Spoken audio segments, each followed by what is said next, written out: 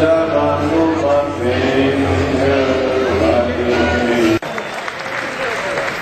and I hope everybody had a good night last night. Candle night. I thought I caught now, baby, but I won't ever buy it. And if there's nothing shaking, I just put myself on a get back in the rain.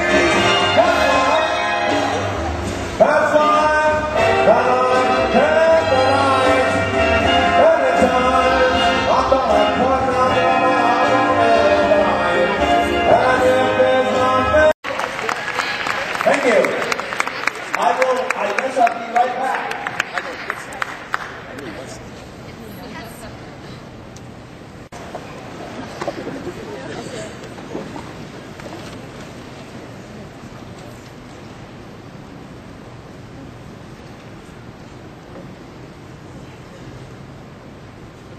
Oh, say, can you see by the dawn's early light what so proudly we held at the twilight's last gleaming, whose broad stripes and bright stars to the perilous fight o'er the ramparts we've watched was so gallantly streaming, and the banner did wave for the land of the free and the home of the brave.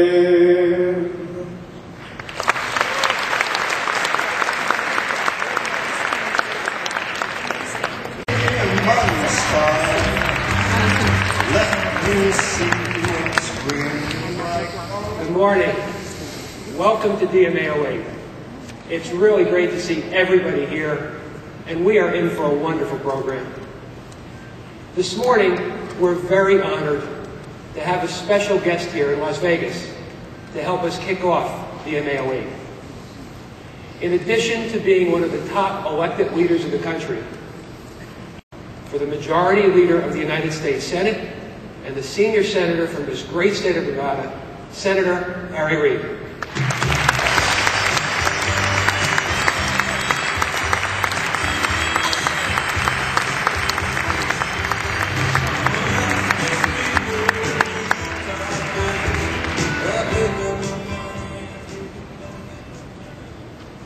Welcome to Las Vegas. You know, my job, you have to understand that humility is very important. And this past weekend, I had the opportunity to meet Chevy Chase. He came to an event that I had. I walked up to him and I said, "I'm so happy to meet you. You've made me laugh so much over the years." Nevada is a unique state. It is the most mountainous state in the Union. It has 314 separate mountain ranges. We have 32 mountains over 11,000 feet high. We have one that's 14,000 feet high. We have limited water, but what we have is so absolutely unbelievably important. We have wilderness areas, dozens of wilderness areas, more than 1 million acres of wilderness, pristine land that we have roaming over this beautiful part of it. Looks like today may be a good day. When I came in, the stock market was up over 400 points. The economic recovery plan that we came up with only a week ago last Friday, remember, be patient. It's going to take a little bit of time to get us out of the hole that we've dug. But we have realized that when you're in a hole, you don't keep digging. You start figuring a way to get out of that. That's what we're doing now. As I say, have a good time in Las Vegas. It's the greatest place. It's where I was born. Wish you the very best. For being here with us and for sharing your very thoughtful comments. We look forward to working closely with you as the next Congress tackles the opportunities and challenges facing our country. You know, as you know, every state has 2 senators, And while he couldn't be here with us today in person, Nevada's other Senator, John Ensign, wanted to join his colleague to welcome you to DMA 08 in Las Vegas. Hi, I'm Senator John Ensign. The state of Nevada and the city of Las Vegas welcome all of you to the Direct Marketing Association's annual conference and exhibition. As the world's largest gathering of marketing professionals, you will have the opportunity to browse through over 550 exhibits and network with 13,000 of your peers. Our state is pleased that you have selected the great city of Las Vegas for your annual conference. Our city prides itself on world-famous hotels and restaurants and a hospitality industry that remains unmatched anywhere.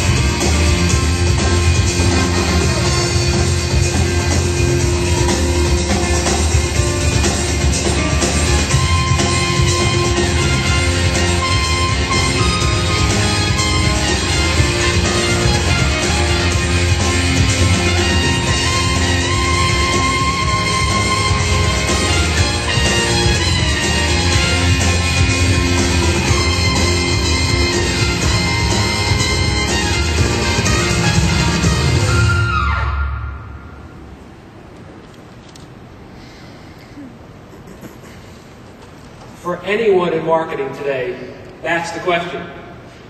It's timely, it's topical, and most of all, thought-provoking. Are you connected? Making interactive connections in today's multi-channel digital universe is what DMA 08 is all about.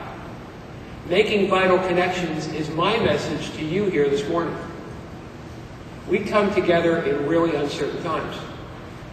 We have a close election pending. We have real uncertainty about the global economy.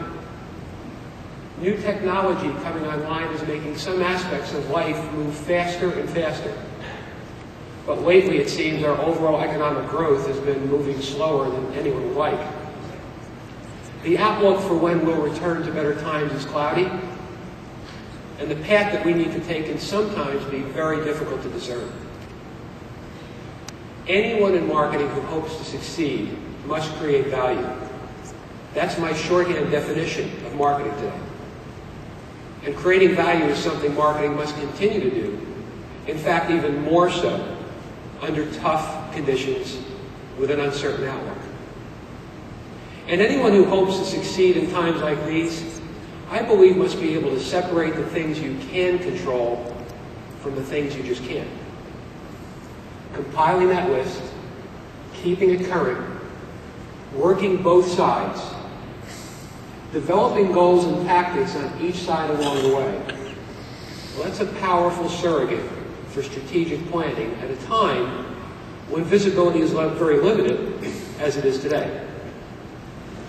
Now, with the things that I can control, I really want to be sure I'm using every resource available in the most efficient and effective way. I want to stay flexible enough to be able to react to uncontrollable forces and still be proactive when the right opportunities arise. With factors that are beyond my control, I just want to minimize risk. I want to pay close attention to what's happening around me at all times and find ways to share vital information with like-minded others. Asking, are you connected, is critical to this entire process on both sides of the equation. So I want to talk about three specific ways of getting connected. First of all is marketers. We need to constantly make connections with people and organizations that are our customers or donors or prospects. Second is the connections that we can make with one another and the greater community around us. No one can afford to go it alone. And in this environment, it's even more important. So cultivating these connections can have a lot of value. Third, and perhaps most important of all, it's very, very clear that the future of all marketing lies in connecting the channels, most of which are direct marketing, direct response channels. Connecting the channels will allow marketers to continue to connect with customers. Integrated marketing communications, personalized, relevant, and timely, is a vision of the future that many marketers now share. We all have a lot to do to make that vision real. So let me start with something I know everyone here cares a lot about: connecting with your customers or your clients, prospects, donors. As I just said, our job in marketing is to create value for both sides of the buyer-seller relationship. That's an art and a science.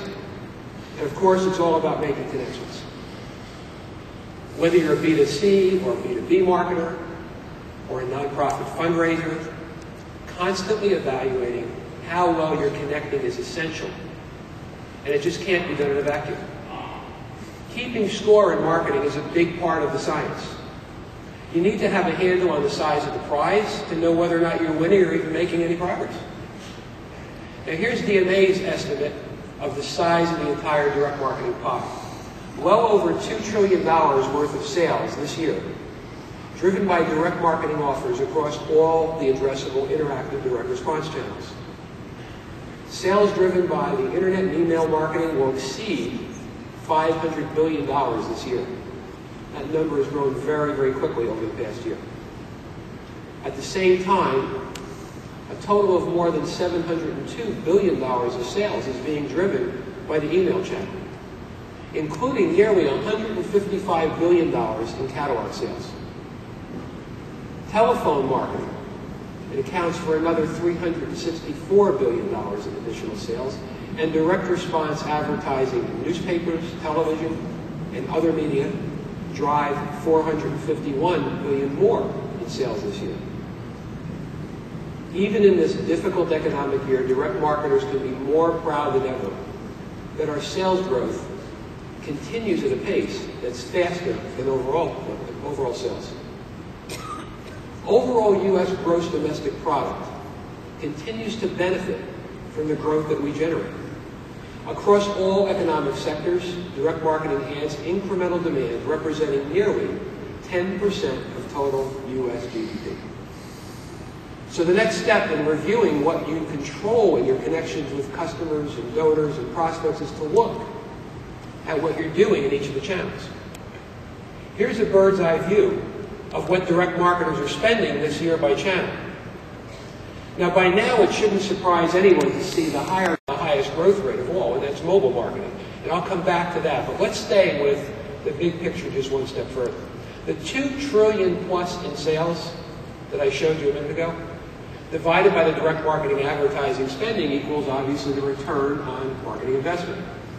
Over all the channels, every dollar this year spent on direct marketing advertising will return a healthy $11.63 of incremental sales. Now for commercial email, the return this year is $45, while internet marketing returns almost $20, and direct mail still commands a very strong $15. All in, direct marketing returns more than twice the average for non-direct general advertising. Dollars go into direct marketing channels, more than half. Now, as tough conditions demand more exact measurement and a higher level of accountability, the pace of this changeover will accelerate even faster. Usually, the amount of money that's available for a marketing campaign is something that marketers do not control. But whatever the amount is, they do control how, when, and where it's spent. And they can adjust to market trends and economic conditions. Often these days that means going global, and that's a real test of resourcefulness and flexibility. One of the greatest enablers that we have for global marketing is the International Postal System. Did you know that the United Nations plays a major role in setting international mail policy? Decisions that could easily boost or scuttle your next international campaign. Here's a message from the man who heads that global effort, the Universal Postal Union's Director General, Mr. Edward Guyon. Ladies and gentlemen, on behalf of the Universal Postal Union and its 191 member countries, I am very pleased to recognize the American Direct Marketing Association as an important partner in developing and improving the international postal network. I would also like to recognize the many contributions of the DMA to the UPU's consultative committee and congratulate my friend Charles Prescott on his re-election as a chairman. In this area of the internet and online business, postal communications are more vital to global commerce and trade than ever before. Looking ahead, there is a lot we can do together. For example, to improve address and change of address systems globally. Also, in the field of sustainable development, where we have a common responsibility to control the impact of physical mail and other activities on the environment. I thank each and every DMA member for their support in this important work. Thank you very much for your attention. It's good to know that when you're ready to connect with customers in other countries, there are strong, well-run international channels that can be fully integrated with the rest of your marketing strategy. Now, making connections with global organizations like the United Nations, working with major in-country communications authorities, such as China Post, and our partnership to create an Arab DMA in Saudi Arabia. These are all things that DMA does on behalf of everyone in direct marketing. You know, I'm often asked whether or not DMA is really a multi-channel association. We do have deep roots in direct mail, and that we're very, very proud of it. What's more, mail remains a very powerful marketing channel today. If you have an integrated marketing strategy, mail is one of the most effective ways to drive people to your website. Even the most digital of marketers use the mail to submit bills, deliver products, and sometimes make incremental sales. But just like marketing has evolved, DMA has also developed into something far different from our roots. Today we are truly a multi-channel organization. We look at the world through a multi-channel lens. We take that perspective because today's marketers need all of the interactive channels, mail, email, phone, web, and mobile, completely available for delivering an excellent connection with today's customers. We instituted a major search marketing certification program to train a whole new generation of marketing professionals. The number of graduates has been growing, and they are trained by top people. Our Email Experience Council is blazing new territory, and they're doing a great job of getting a large and enthusiastic subset of DMA members working on all aspects of excellence in email marketing, developing best practices, stimulating creativity, and sharing with everyone else. And as I'll tell you shortly, we have a number of exciting initiatives underway in mobile marketing with an emphasis on integrating this evolving channel with all the others. Now, some of you here today may work in one single channel of direct marketing. But I'm sure most of you are finding yourselves working across more than one channels more and more often these days. Customers demand that we be multi-channel. Next, they want us to connect the channels. They really need our help connecting them for them because that's the best way to create a relevant and responsive and engaging connection. So whether it's in the mail stream, with variable data print that connects a prospect to a personal URL, or in the bit stream that carries interactive digital data, voice, and video that consumers can use with ease. Connecting with customers means keeping all of the channels open and economically viable for both the marketer and the consumer. That's our vision for DMA, so let me repeat it. We're keeping all of the channels open and economically viable for both the marketer and the consumer. Our vision is big. It addresses a lot of the things that are beyond any one individual person or company's ability to control. DMA members join and participate certainly for reasons that serve their individual objectives. Most see it as an excellent way to help minimize the risk of the forces that they can't control, such as new laws to prohibit targeted ads on behavioral marketing data, or a do not mail registry, whether it's at the state or the federal level. DMA is leading the charge on both of these issues and others. We depend on the support from the direct marketing community to achieve our goals. The greater direct marketing process that drives that over $2 trillion in sales represents a large and complex value chain with lots of change and lots of opportunities. Our community is a cross-section of both for-profits and not-for-profits. We span every industry and category. We touch every interactive communications channel and every addressable media option. We are both users and providers of every channel and every medium of direct communication, including all of the new digital channels. Other members offer marketing services, specialties, and supplies, from data compilers and list providers, printers and mailers, to analytics services, search specialists, and digital production agencies that tie this all together. So the next question for you to consider is, are you connected with this great community that you have all around you? Are you realizing the full value of those connections? And can you do more? Now, in a community as large, as diverse, and as economically as significant as ours, there's a lot of value to be found that can help anyone improve their grip on the things that they can control and to hedge against the ones that they don't. We have a lot that we can gain from sharing with and learning from one another, as well as by uniting our voices to make sure we're heard and respected by those who control our destiny, such as the U.S. Congress and federal regulatory agencies, as well as public policy makers in the state capitals around the country and international centers around the world. That's why we have the DMA. So let me say that I'm delighted to see each and every one of you here this week at DMA. At least for this week at DMA 08, you are a member of this greater direct marketing community.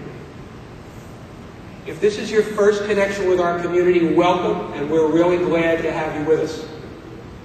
Now, for those of you who are more connected, let's tell them something about what we do. Because as a community, we do a lot that we should be proud of. For example, did you know that 12 states proposed 15 do not mail bills this year alone? Now, thanks to the efforts of the direct marketing community, specifically DMA and the coalition that we established called Mail Moves America, none of those bills passed. But the movement pushing for them, it's well funded with tens of millions of dollars, and it will continue. And they'll be back in many states for the new legislative session next year. So on behalf of all marketing, DMA established an extensive outreach to fight do not mail over the long term. We've put a solid strategy in place and set tactical plans to reach and engage legislators, our own members, the media, and directly with consumers themselves.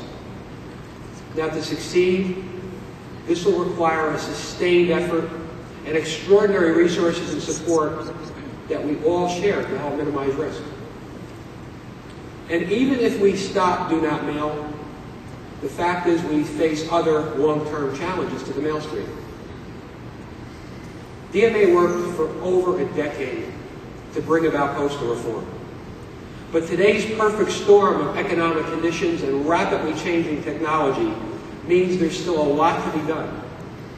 Not only with the rates, but also with the very structure and the form of the Postal Service itself.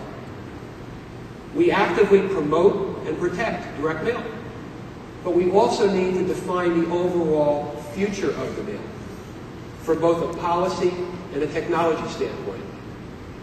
See, since mail is such an established channel, it's really easy to take the service for granted. But we really do so at our own peril. If the mail platform were to be taken away for any reason, we would all suffer. In coming weeks, we'll announce a comprehensive approach to meeting this pressing need. We'll start by convening a mailing industry leadership summit to focus on the future of mail and to take whatever steps are needed to ensure that that future is a viable future for the whole community. So stay tuned. You'll hear more about the future of mail in the near future. But I can tell you one thing for sure.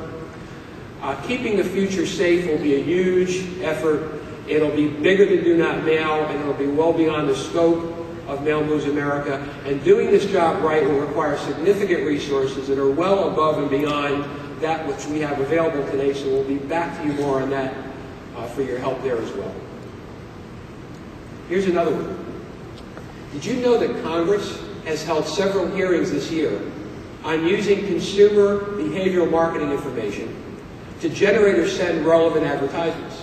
The Federal Trade Commission is considering imposing new regulations for this essential marketing data.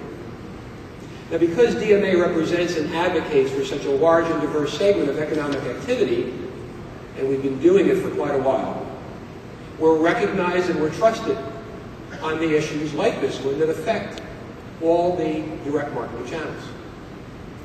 And believe me, as we become multi-channel, we have evolved an ability to multitask on multiple issues. The direct marketing community is well represented up on Capitol Hill and before the major federal regulatory commissions and other agencies. Our voice is respected in matters of trade and communications. Generally, we find a real willingness to give self-regulation a fair shake before passing laws that may affect our productivity, our ability to compete in the global marketplace. But there are plenty of people and groups who would like to see otherwise. Many of them are very, very well financed, and they use these resources to advance their positions.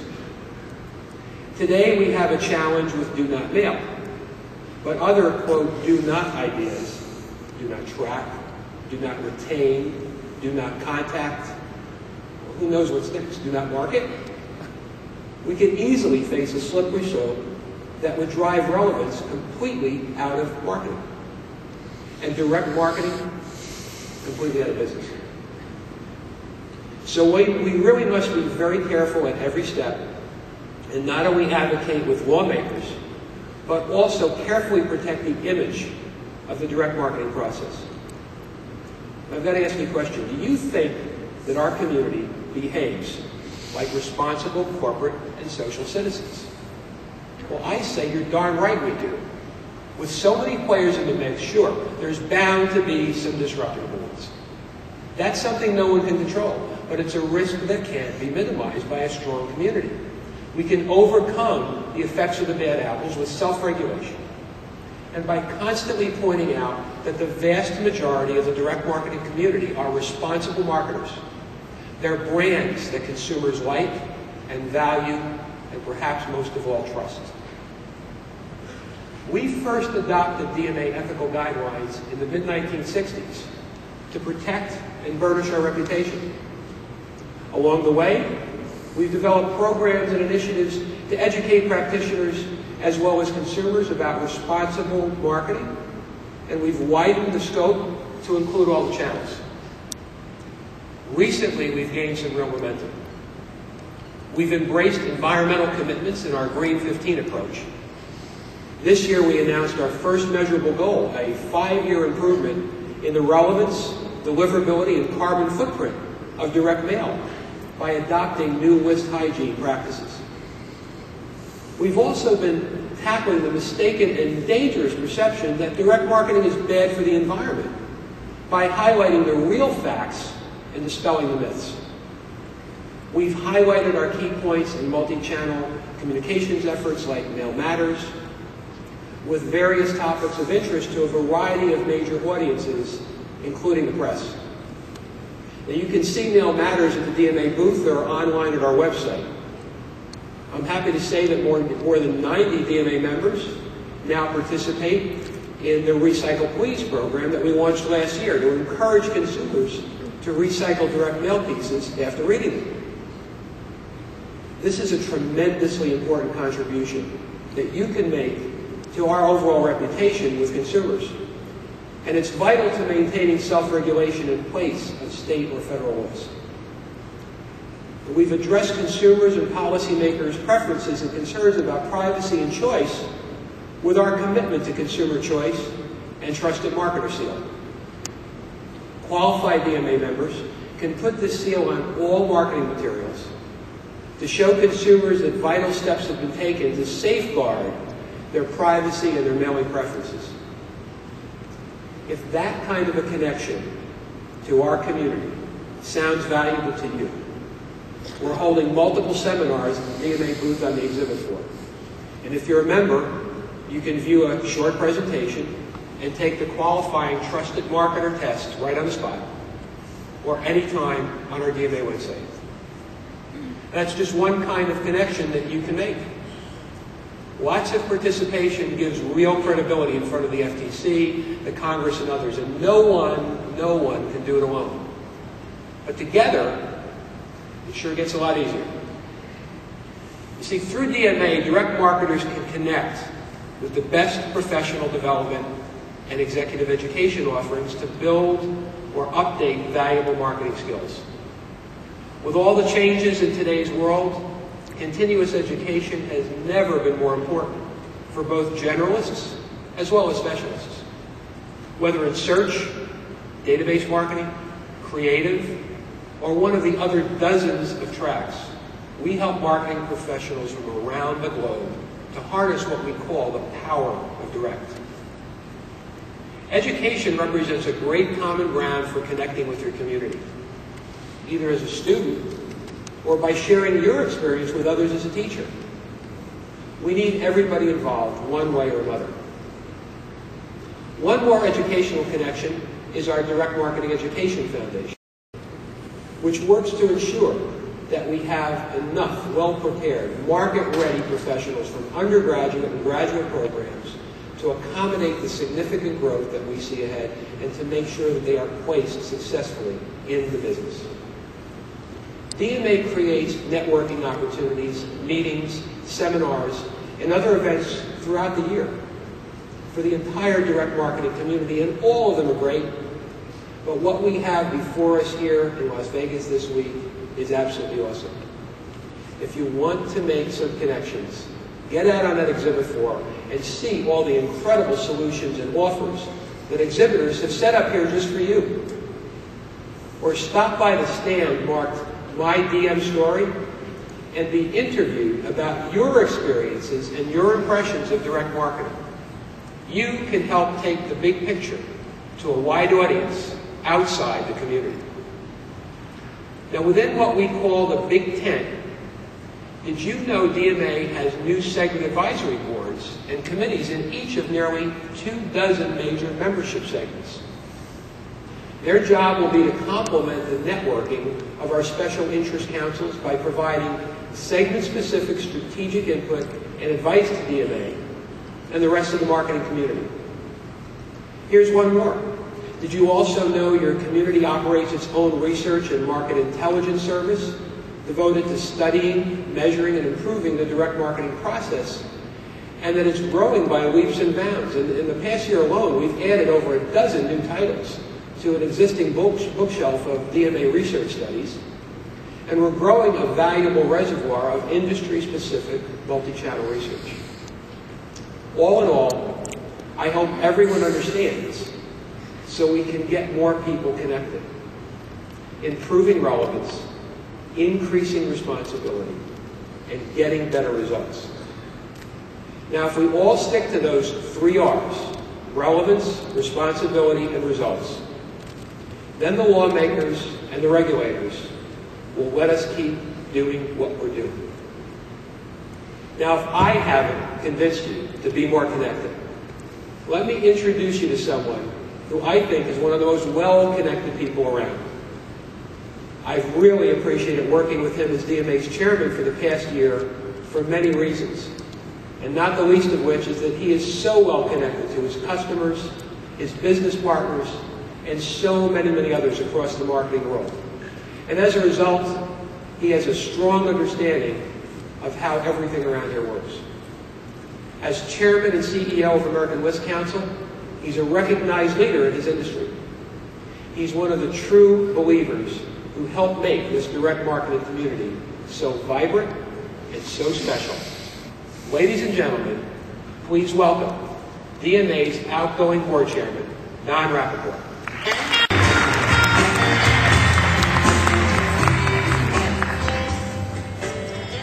Thank you, John. Good morning.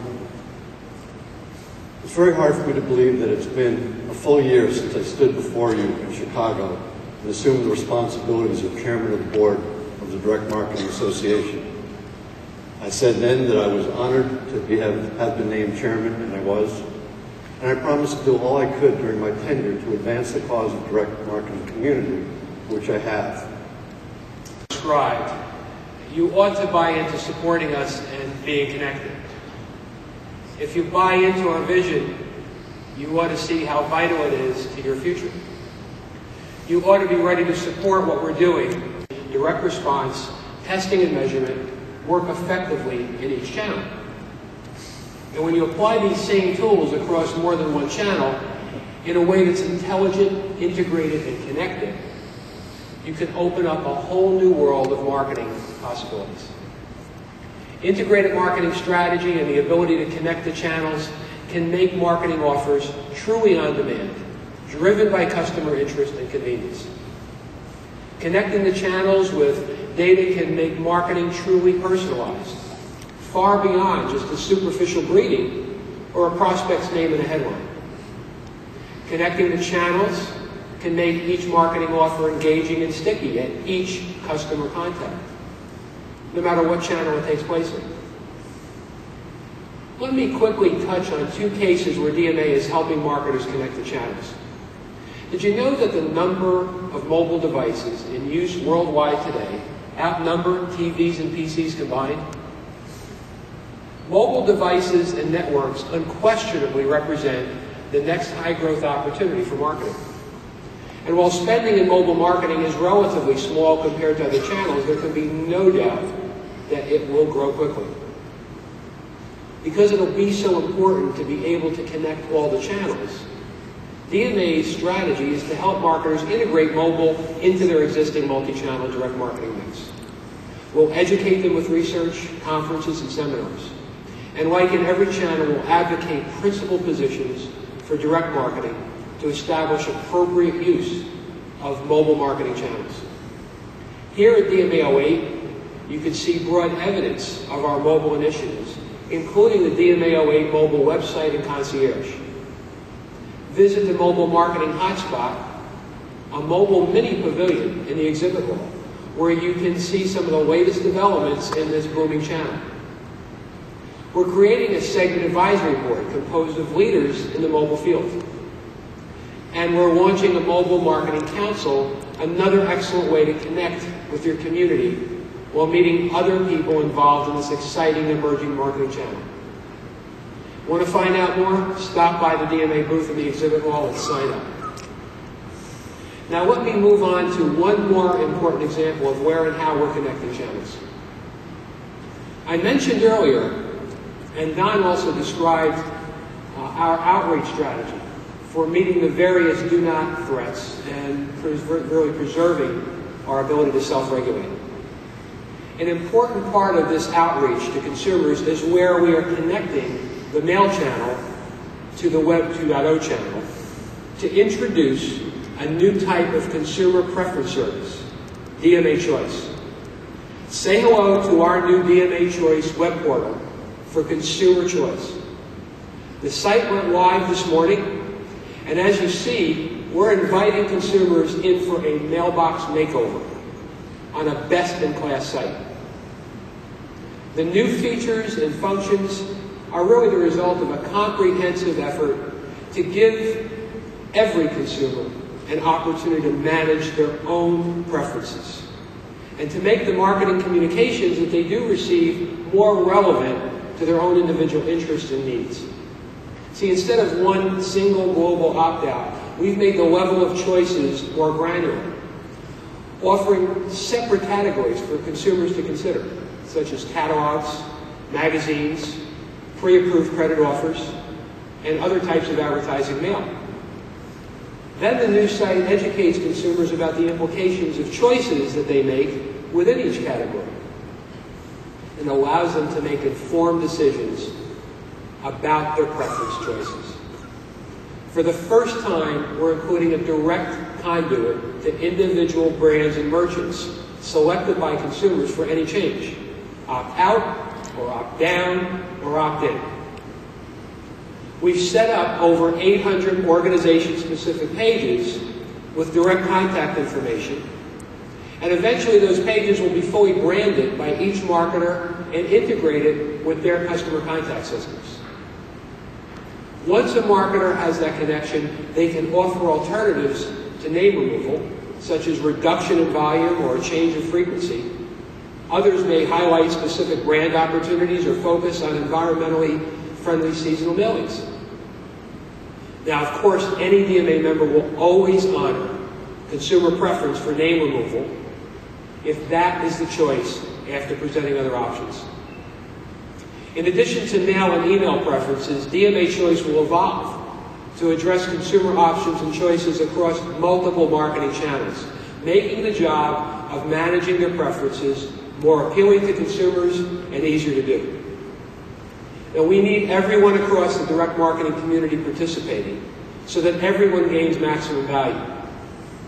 We've launched an extensive DMA Choice communications effort with DMA members, and I very much look forward to having the entire direct marketing community supporting DMA Choice.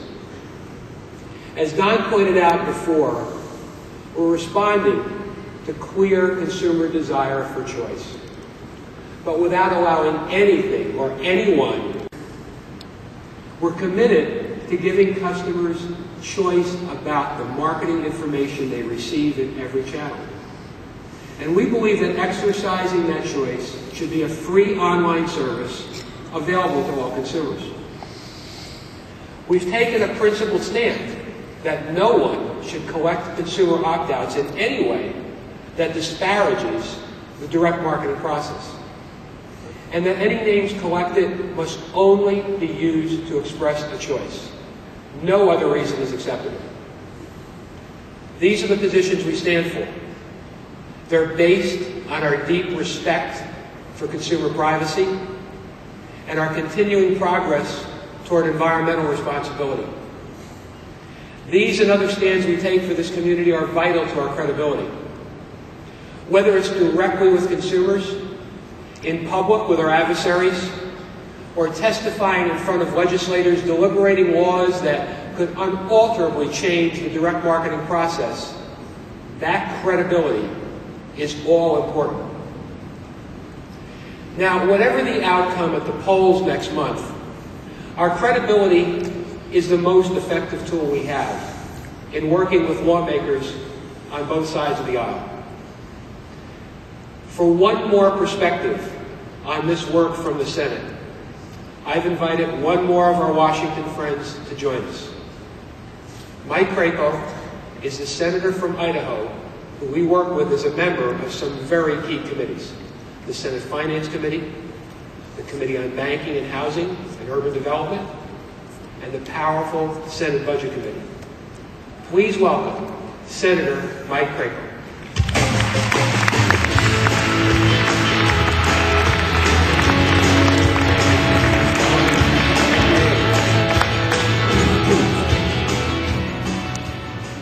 John, thank you for the invitation to speak to all of you today.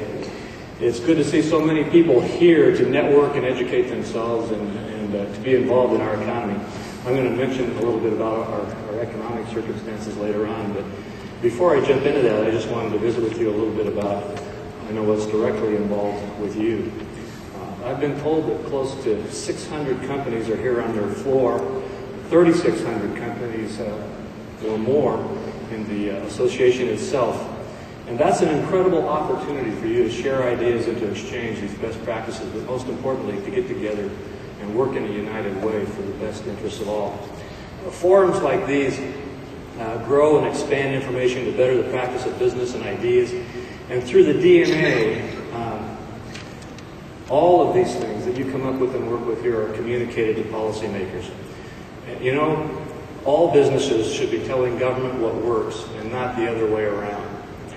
One of the concerns that I have is that many people tend to believe that, in sort of frankly a cynical way, that they can't really penetrate Washington, D.C., that what happens in Congress is sort of something that's out of their control. They know that it impacts them, and that it's very important to them, but that it's out of their control and that they can't really make a difference.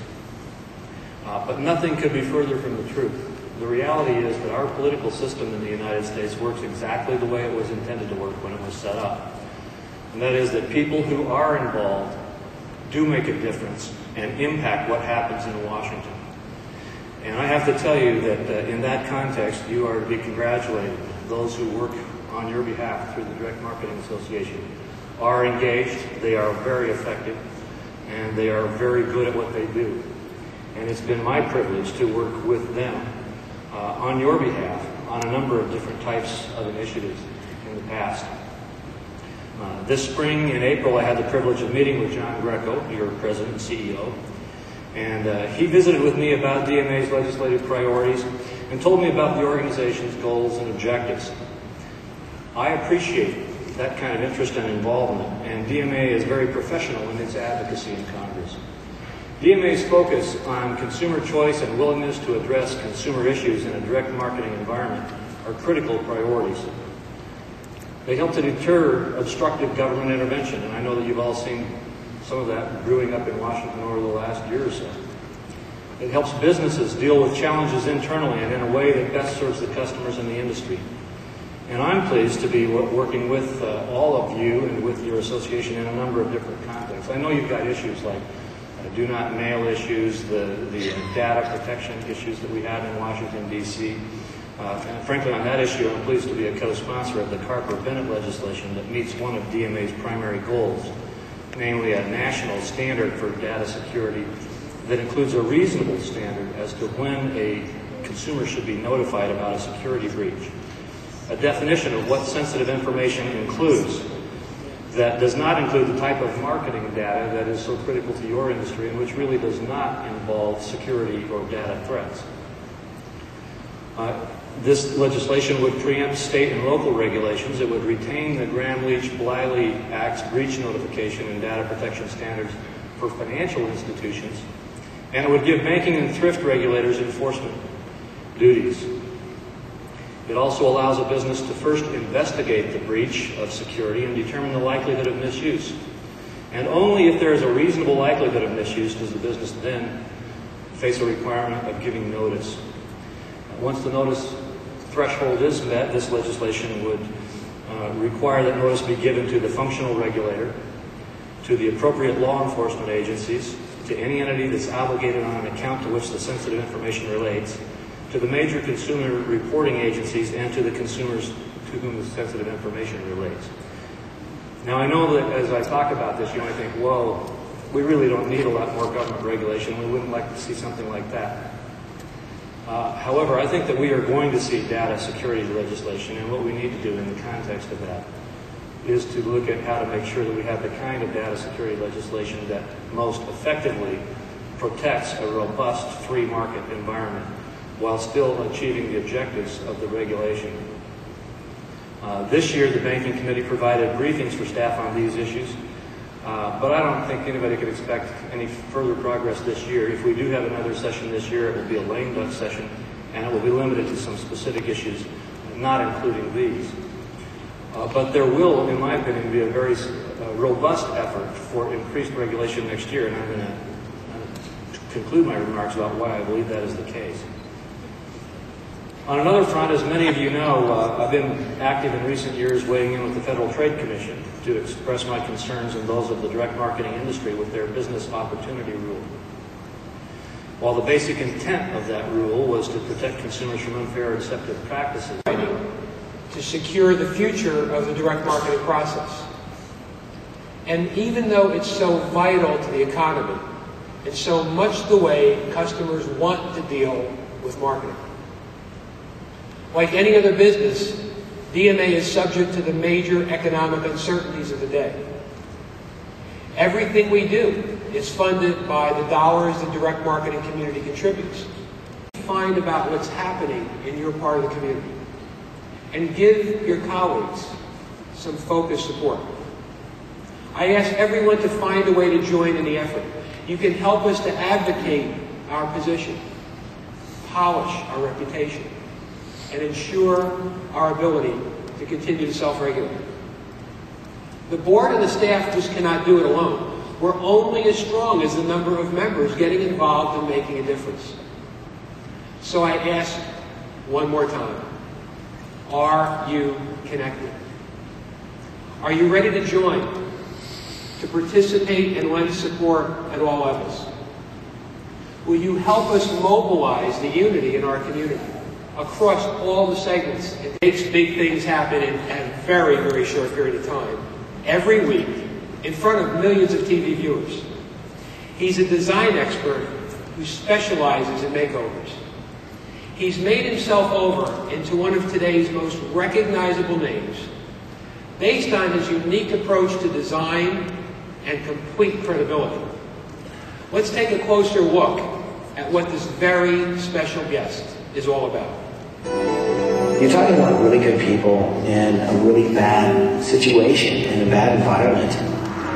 It's cold, it rains in there. There's certain places in the house that he can't go in his wheelchair because the floors are cracking. From taking care of her husband Greg for 3 years as they battled this brain tumor, the house deteriorated and they need it badly.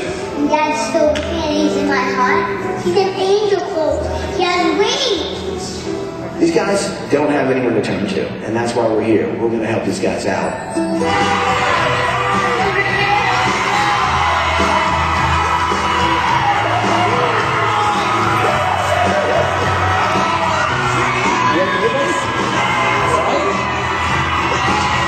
It's somewhat of a battle during the week. Lots of people arguing about what's right for this or what's right for that, or do we have time for that? And then when you see the family in their new backyard and they see their youngest son finally in that happy place, there's this moment.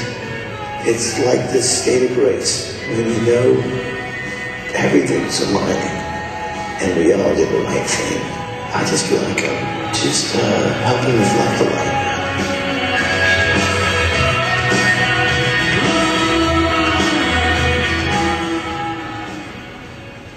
As Ty Pennington says every week, move that bus.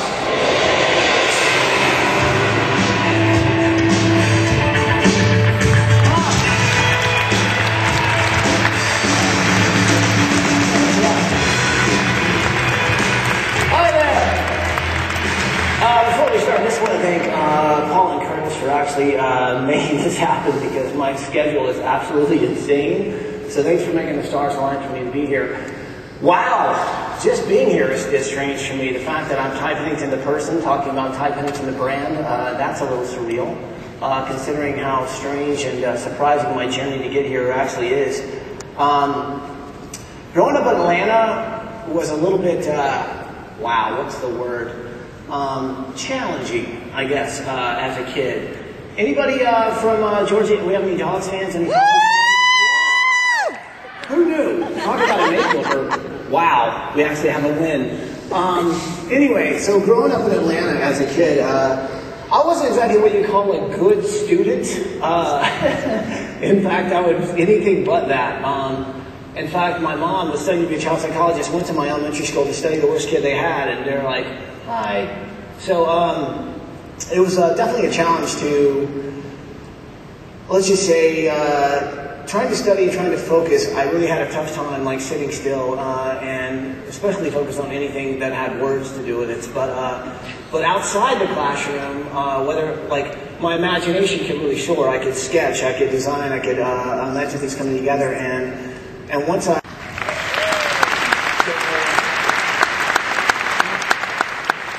And yes, I do talk fast and I don't talk. What you've done, the brand you've built up. When we think about direct marketing, we talk about something called the power of direct. And those are 3 R's: relevance, responsibility, and results. So one of the things I'd love to understand, if we take them one at a time, is when you think about your brand and you think about being relevant to the individual, to the consumer, how does that work for you? Well, that's a good point. I would say whenever I'm thinking about designing a product or making something that I think the consumer is going to want or need, I think what I think is relevant is how are we changing? What is different today than say you designed something yesterday? And like with Alonda design the furniture that I just did, is like these days we carry more gadgets and things, and so even designing furniture, like when you walk in the door, and I think when I'm thinking about designing, it's like what is important to the person, you know, and it's not just like should it be made out of oak or should it have a veneer. The point is, it's like as its function, how should it relate to the person, and when they open it, how is it going to feel relevant to them?